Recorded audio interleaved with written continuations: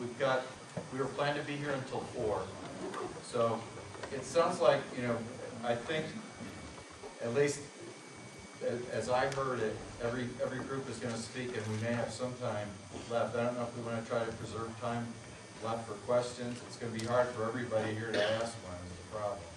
You should have questions. But why don't we, if everybody could make their best effort. Councilor, you got 200 people here. You have 200 people here, many of whom came to ask questions. You'd be making a big mistake if you did not reserve some time for questions. I think that's exactly right. So I'm going to be respectful of that time and try and keep my comments within 5 minutes. So I'll give you kind of a 30,000-foot view of my take on this. I got to be very candid with you. This is a very personal issue to me. Can you introduce yourself, please? We can't hear you. I'm going to do that. I'll introduce myself. This is a very, very personal issue to me because I grew up on the edge of the campus. I spent most of my life playing on this ground and going to this school. I got my bachelor's degree in anthropology and biology, my master's degree in systematic botany and plant ecology. It gave me a chance to go off to another university and get my veterinary degree with an emphasis in wildlife rehabilitation. My name is Ray Powell. I've had the privilege and the honor to be your land commissioner for 10 years. Every land issue has, it can become a circular firing squad. If it's framed and the questions are asked, where it pits one group against another and one group loses and another group wins.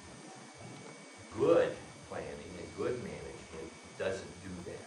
It creates an opportunity where you keep the quality of life, and hopefully through the process you enhance that quality of life. As the land commissioner, I had the job of working on a project called Mesa del Sol. And the reason I mention that is that many of the issues we dealt with at Mesa del Sol were an effort to ensure that the whole community benefited from that project, which was held in trust for this university. So through that planning process, we very purposefully made sure that we left lots of room for the University of New Mexico to optimize the important duties that it has for our entire state, region, and in some instances. So if we look at the bigger picture over a long period of time and not just look at one little area and say we got to jam everything into that little area, then we're much less likely to create a lose-lose. We've got the largest infill project in North America at Mesa del Sol. We set it up so that we could set a standard for how you live in an arid environment. So again, when we look at these decisions about what we potentially put in this spot, is there another place at Mesa del Sol that might be more appropriate for these purposes?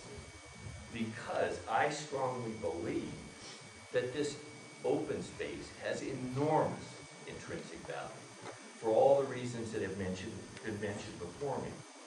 I'm currently working for a woman named Jane Goodall, and we have programs in 100 different countries around the globe that are about creating a sustainable world so that those young people aren't left with a huge mess after we're gone. We have a great sustainable program here at the University of New Mexico, run by Bruce Milne. It's been kind of limping along because it's only been funded at about $250,000 a year. But it's done really creative and innovative things. We have enormous intellectual capital at this university. Unfortunately, it's put in silos, and most of these silos aren't communicating with each other.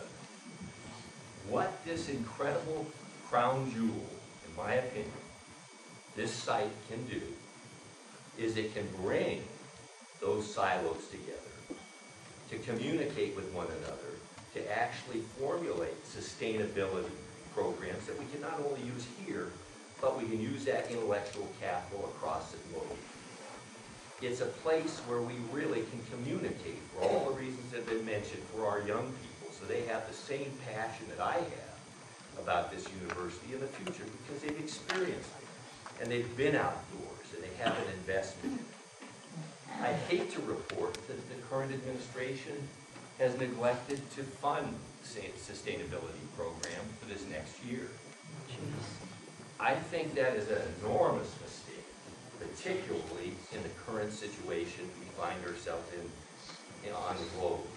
We should be investing more and more of our resources in this type of thing if we're going to succeed as a species, but particularly if our university is going to succeed. How do we use this space out here? Well, I just came up with a couple of things that I'd suggest to you. You'll have many more. But we could create a number of demonstration projects out here in terms of sustainable living. We could invite the rest of the community in terms of the children to do science education on these spaces out here. The biggest impact for kids is finding a place to be out in the world and safe. Developing community gardens. Quite frankly, folks, with the fuel costs when they spike again, we're not going to be able to afford all that food that we're bringing in trucks. We're going to have to grow it ourselves, a lot of it, and that local food shed is really important. Providing native habitat for all those species that migrate through here, as well as those that live here, is really important. We can do that in a much better way in concert with our surrounding communities. Integrate more recreational programs, as was talked about with the health issue. Making sure that we've got the walking trails, the bike trails, where you go out and bird watch, where you can just be outside and be safe. Integrating the site, and I think this is a really important one when we look at the big picture again and not get so myopic about it. This is a perfect site to integrate with the other public lands so that we create that trail system that goes throughout the entire region. Rather than having a dead end at the university, there's a real welcome banner that says, start here or end here, and you can travel throughout Albuquerque on a bicycle or walk, and you can have a very great experience. I think the University of New Mexico is worth fighting for. But it doesn't mean fighting for a place that doesn't stand up for anything. It means fighting for a place that really is leading the world in how we live in a place sustainably and leave the lightest footprint we possibly can there. So I just commend each and every one of you for taking the time to be part of this. And I mean this, because I've watched the university ignore the communities over many, many issues. And it's at their peril that they do that. This is an opportunity, and I have great respect for Mr. Decker and his team.